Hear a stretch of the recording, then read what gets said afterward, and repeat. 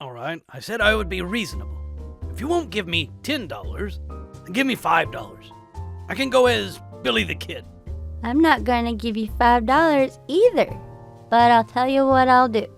I'll give you a tin can, and you can go as Billy the Goat. That's it! You're on the moon! Hey Alice, what are you doing up here? Have you tasted the cheese from the third dune? Don't! I brought you some crackers.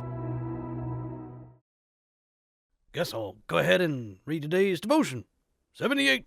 When Saul, in his great anger, sent his message for Israel to come out after him to fight for Jabesh, 330,000 men responded to the call. One day after that, they were descending on the Ammonites, gathered around Jabesh, besieging it, and the battle was on. 1 Samuel 11:11. And it was so on the morrow that Saul put the people in 3 companies.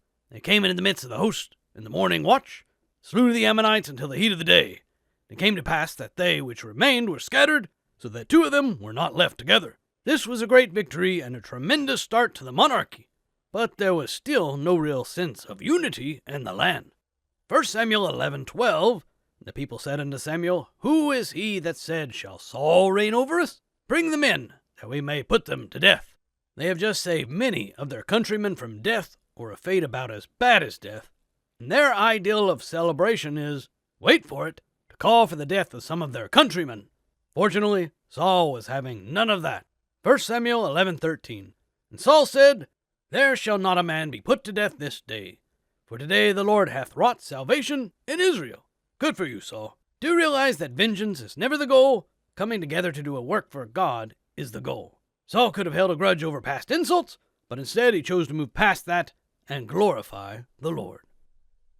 Sure is lonely down here all alone. Come back, Alice!